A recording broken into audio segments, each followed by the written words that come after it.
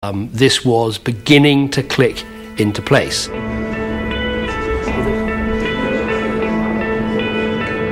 David Cameron and Nick Clegg sound as if they'd barely spent time together before the election. But this previously unseen footage reveals a meeting which took place many months before. Well, he's easy to get on with, easy to talk to, and we'd spoken, I think by accident, when the government opened the Supreme Court. I think because the Prime Minister, then Gordon Brown, and the Queen were both there, they didn't really know what to do with the opposition politicians. They left Nick and me alone in this room together for about 45 minutes. Now, we didn't talk about, hung parliaments or anything like that. We just talked about politics and things, and I think that helped. So I knew that he was a reasonable person in politics for the right reasons, like me.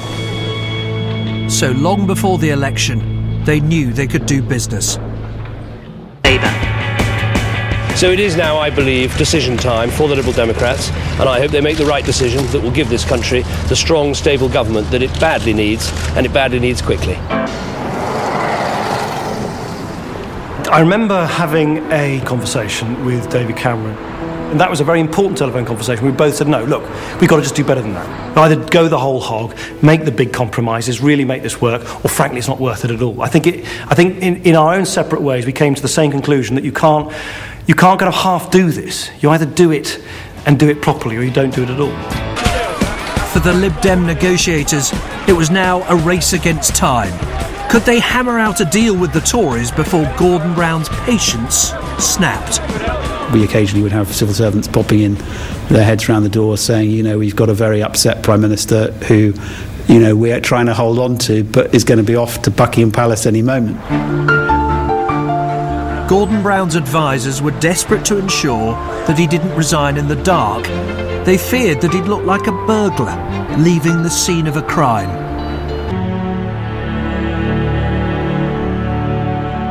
Gordon Brown now prepared to leave Downing Street for the last time and assembled his staff to say farewell. And then Sarah and the boys arrived, and I think it was Fraser who shouted out, "Come on, Daddy, we're going."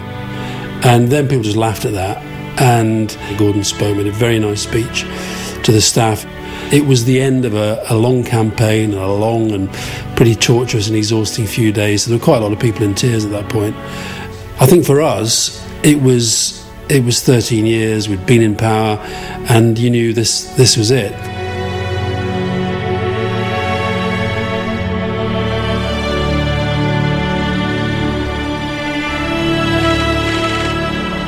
Here at number 10 Downing Street, the Prime Minister is about to come out and announce, we think, here he comes.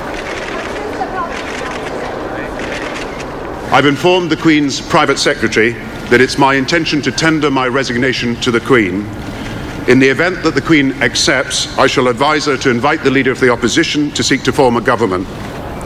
Above all, I want to thank Sarah for her unwavering support as well as her love, and for her own service to our country.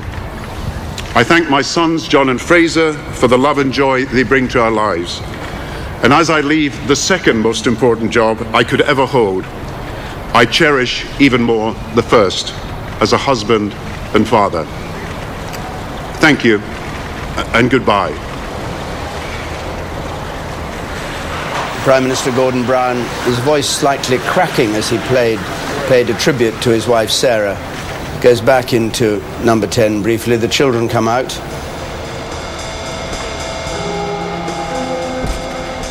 The car carrying David Cameron is coming down the Mall towards Buckingham Palace. David Cameron would be Britain's next Prime Minister, but he still couldn't be sure if he'd be governing alone or sharing power. It meant then there was a bit of a scramble. And in fact, while David Cameron was on his way to the palace, Nick Clegg and I were still changing in our handwriting the coalition agreement at the last minute. And so I went to see Her Majesty, and she asked me to form a government, and I said I couldn't be totally sure about what sort of government I was going to form. I said that I hoped to form a coalition government, but I might have to come back in the morning and tell her it was something rather different. I aim to form a proper and full coalition between the Conservatives and the Liberal Democrats. This is going to be hard and difficult work. A coalition will throw up all sorts of challenges, but I believe together we can provide that strong and stable government that our country needs. Thank you very much.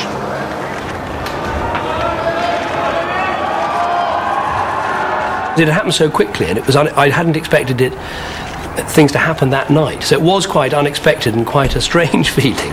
And I remember sort of walking through that and ending up in the office just there. And at that moment thinking, right, this really has happened.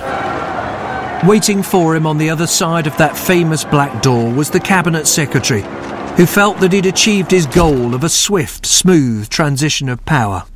It was one of those events that just sheer relief that we got one out and the other one in, to be perfectly honest, within half an hour. And finally, there was a Prime Minister, not after 40 days, but after 5, actually coming through the door and clear that we would almost certainly have a full coalition government.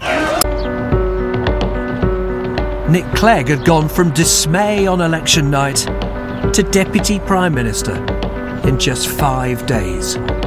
I was aware that we had achieved something extraordinary, that we were kind of walking through a door to something completely new. I was absolutely convinced we'd done it for the right reasons, but immense uncertainty about what would happen next. David Cameron's boldness had secured power for his party, but only at the price of abandoning some of their cherished aims. I would rather have a majority government. It's what I was aiming for, fighting for. It's what I've devoted the last 5 years of my life to. But when fate deals you a different hand, you've got to play it to the best of your ability.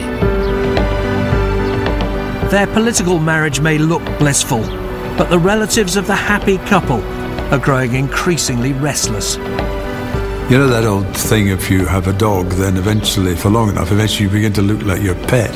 Well, if you have a coalition partner, then it seems to me there's a very grave risk eventually you'll come to look like him. That's an anxiety shared on both sides of this coalition. Many are simply waiting for it to fail. Others, though, predict that the politics of compromise and deal-making may be here to stay. I think